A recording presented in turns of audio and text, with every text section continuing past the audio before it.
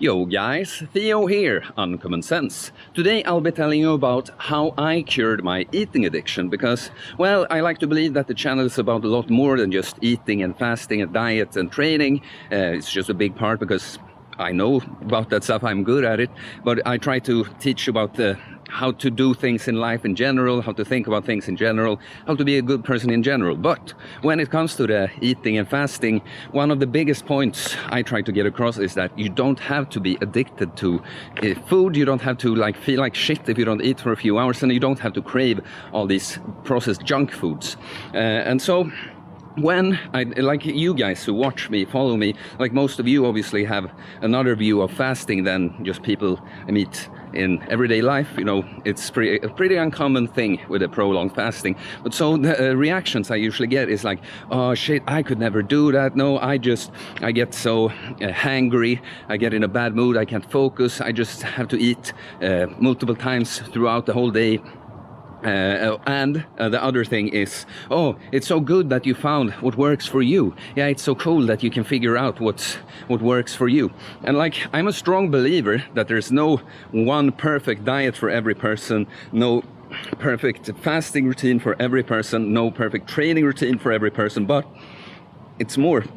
We have more similarities than we have differences, and it's not normal to like eat and 3 hours later be like starving. It's just not normal. It's very common these days because food is too available basically, and junk food especially, you know, but so you don't have to be that way. And so I tried, that's my message, you know, that wouldn't it be nice if you didn't feel that way, that you have to eat all the time, because many people, they just think this is the way they are, you know. I just am this way, and maybe even though your eating routine in the end would look different to mine, it shouldn't have to be that way. So I figured, because it's hard to get across, it's hard to make people understand. It started to rain a little bit, like very mixed weather today, but anyways, I figured I'll tell you my story about it, how I used to be, like before old Theo, party, decadent, loser, skinny fat Theo died and Uncommon Sense Theo was born,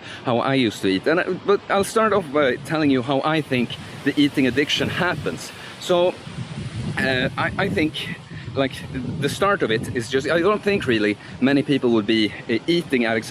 It's raining quite bad now, but fuck it, you know.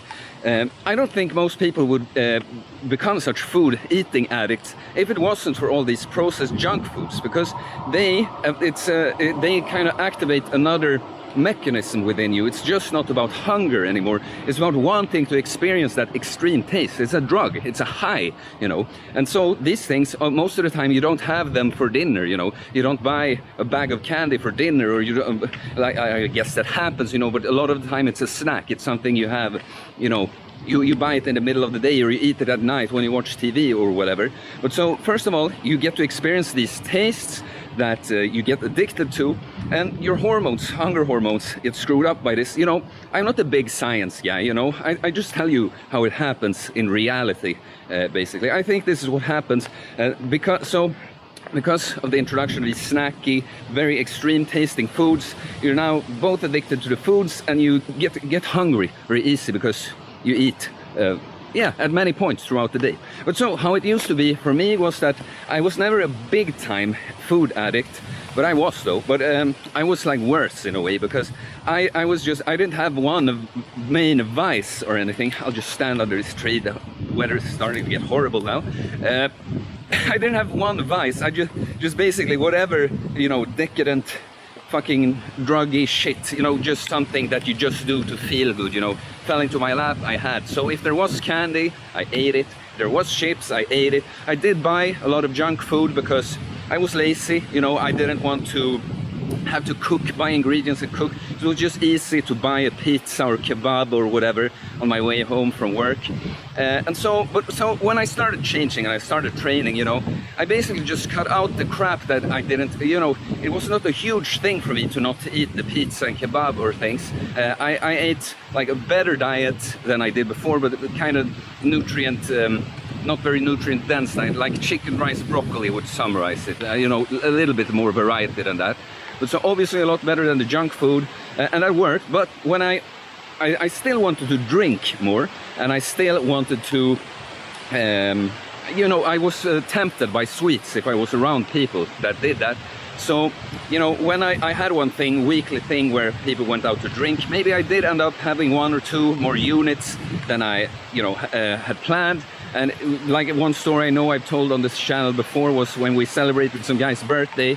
The other guys ordered desserts. I wasn't going to have anything, but then they didn't eat all of them, and so I was too tempted and I ate some. And so for a long time I did stay away from that stuff very much, but I was still addicted to it. I like, it was all about willpower, you know. And then so when I started all this, I ate, I bulked a little bit for 2 months, and then I cut on a keto diet for 4 or 5 months. And when cutting, I noticed my cravings, even for the junk, just got bigger. Like it was easier to, you know, not crave things when I was on a calorie surplus from regular food. But so when I went off the keto diet and went back to some kind of bulking diet, to be honest, I don't really remember the things I used to eat, but probably basically the same with a chicken, rice, broccoli thing, a bunch of, like 6 meals a day, like 3 meals and 3 protein shakes throughout the day. Again, a lot, even at this point, a lot of staying away from the junk and alcohol was just willpower. Like I wanted to, I craved it, but I didn't do it, you know. So it was really when I introduced the fasting when things started to change. And like I did my first 5-day fast there, and after that I was hooked. I started doing a bunch of 48-hour fasts, tried OMAD for a month, tried eating every other day for a month. And you know, then you have to plan it out so much. And I bought all these nice foods, you know, and I started to get more interested in food. You know, before, you know, it was just uncommon sense, you know, logic, cut out the crap, stop drinking sugary soda and eating pizza, you know, and just eat decent food. But I started to learn more about food, so it became interesting too. And this, like, I put down a little list of things I wanted to talk about in this video. And I don't know, I didn't notice it happen really. It just happened when, with all the fasting, you know, I describe it like this. If this is your baseline when you eat a bunch of crap, you know, if you go to here, well, you're gonna miss, it's not a big difference, but you're missing these things, you know. But when you fast, you take everything away, and then you eat regular food. In comparison to nothing, it's you're grateful, it's so nice, it tastes good, you know. So, but both, I would say the motivation for training, wanting to have a good diet and maximize the results, getting more into nutrition, like I had good, I knew about macros pretty well, managed that pretty well from the start, but like looking for more nutritious food, like what micronutrients do I want to get out of my food and stuff. And with the fasting, just being away from everything and then eating clean food, that's really how it happened. I just noticed it, that when I was around people, I literally don't want that stuff. Like I often felt like, am I supposed to eat this cake for others? Am I supposed to drink for others? And by the way, this is not something I do. I don't do that stuff for other people.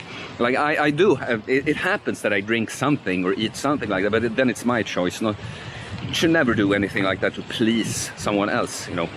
Well, but yeah, so that's basically where I'm at right now. I know I've told this before, I work in a gym. There's fika all the time, like basically coffee and sweets, you know.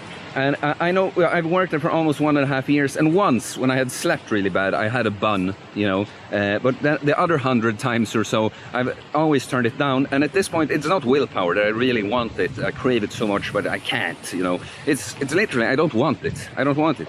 So this ends up with my clients that I coach, it ends up being what we try to do the most, like fixing the food addiction. And so this is something I don't agree with the snake diet, with Cole from the snake diet, that he's like, I don't care what you eat on your refeed days, just, you know, the calories and do the fasting. Well, I don't agree with that, because as I explained how eating addiction happens, I think if you don't remove these processed junk foods, you're just gonna fall back at some point. You have to eliminate your old behavior and give birth to a new one. You can't try to like bargain, like, oh, if I do the fasting, I can still eat like shit. So I construct routines a lot where there's fasting with refeeding on proper food, and then I don't want to chain the fast. Like if someone is very, very overweight, it could be an idea to do more aggressive routine like that with, you know, back-to-back 72-hour fasts. And I do some back-to-back fasts, but I want to at some point you know, if not weekly, at least for 2 weeks, get in a few days in a row when you just eat a few meals, but keep your calories on point and the quality of the food on point. And that's really how I think you cure the addiction. And I'm doing this with some people right now, and I'm very curious to see how it works out for them. But yeah, that's what I think about eating addiction, how it happens, how I got over mine, and how I think others can get over theirs. So please, if you're interested in coaching, you know, my contact information is in the description below. You can contact me and we can work something out. Like the video to help support the channel. Please leave a comment. What do you think about this? Have you experienced something similar? Yeah, and subscribe for more content about fitness, fasting, health, self-improvement, all that kind of cool shit. I was gonna record more videos outside, but it looks like it's not a good idea right now because it's raining like hell. Okay, guys, I'll see you in another video. Peace.